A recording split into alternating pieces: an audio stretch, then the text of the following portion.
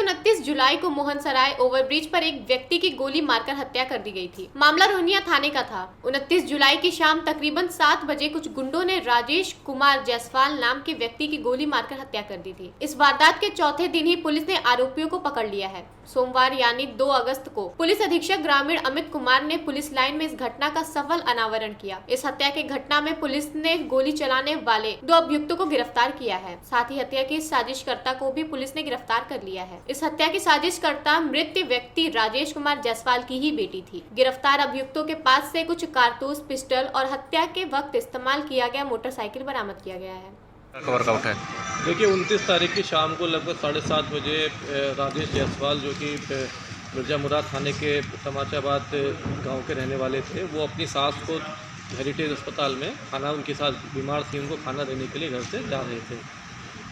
मोहनसराय से जब हम लेफ्ट हैंड की तरफ मुड़ते हैं उसकी तरफ, तो सुनसान एरिया पड़ता है। उस दिन बारिश भी थी, तो शाम को सूचना मिली कि कुछ अज्ञात लोगों ने जो है उनको गोली मार के उनकी हत्या कर दी है। उन्हीं के गांव का एक आदमी पीछे से आ रहा था, उसने उनको पहचाना कि ये हमारे गांव के लोग हैं, उनके द्वारा सूचना दी गई।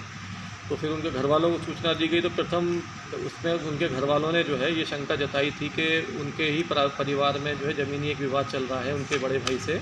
तो उन्होंने शंका जताई कि संभवतः ये हो सकता है कि उन्होंने ज़मीन के विवाद में ये काम करा दिया हो। लेकिन पुलिस को कुछ और इसमें उसी रात में इम्पॉर्टेंट क्लूज मिल गए थे कि कुछ और भी मामला इसमें हो सकता है, तो हम लोग लगातार उसकी तहकीकात में लगे हुए थे।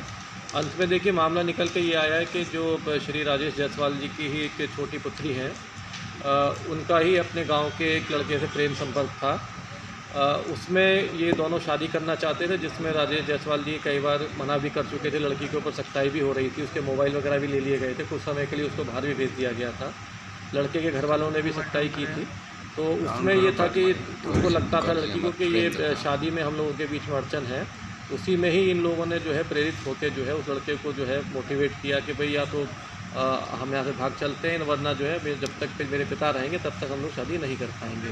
तो इसी में ही जब ये उस 29 तारीख को 7 बजे लगभग अपने घर से निकले थे, तो उस लड़की ने इनको सूचना दी मोबाइल से कि पिता मेरे घर निकल चुके हैं, आज इस काम को आप लोग अंजाम दे दीजिए। तो वही दोनों लड़के जो है जो मेन लड़का है एक अभियुक्त जावेद और उसका दोस्त, वो दोनों बाइक से निकले पीछे और मोहनसराय से आगे एक सुनसान थोड़ा सा एरिया पड़ता है ब्रिज के ऊपर, वहाँ इन्होंने इस घटना को टारगेट किया। घटना से पहले भी जो है उसके इन लोगों की जो है वो कॉल्स आपस में जब इन्होंने रैकी करने के लिए कॉल का प्रयोग किया है, तथा बाद में भी जब ये घटना हो गई है उसके बाद भी इनका कॉल्स का जो है आपस में आदान प्रदान है, SMS का भी आदान प्रदान है। और उसके बाद इन्होंने दोबारा अपना ये घटना करके अपने गांव में ही जाके ये आराम से अपने घर में छिप गए, क्योंकि किसी को शक नहीं था। और वहीं जो है इन्होंने अपने घर में ही जो है उसको अपना जो घटना में जो पिस्टल जो उपयोग में लाई गई थी उसको भी छुपा दिया। तो ये सारी चीज़ें जब पुलिस ने तहकीकात की तो ये सारी चीज़ें धीरे धीरे निकल के कड़ी से कड़ी जुड़ती गई। इन लोगों को भी जब पूछताछ की गई तो इन लोगों को अभी जो है ये इसमें इन्होंने सारी चीज़ें बताई हैं।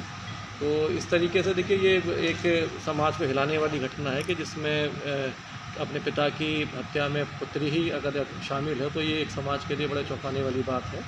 और कहीं ना कहीं जो है ये इस तरह के संबंधों को भी तार ये चीज़ें करती हैं। तो ये आज केस वर्कआउट हुआ है और हमारी जो टीम जो वर्कआउट इसने किया है उसको हम लोगों ने 5000 का इनाम भी घोषित किया। एक जो हत्या में साजिश में उनकी पुत्री और जो 2 लड़के घटना करने वाले हैं, दोनों की गिरफ्तारी हो गई है। जिस मोटरसाइकिल से ये लोग आए थे वो भी बरामद हो गई। इस लड़के की मोटरसाइकिल है और इसमें जो पिस्टल यूज़ में लाई गई थी उसकी भी वो भी बरामदगी हो गई।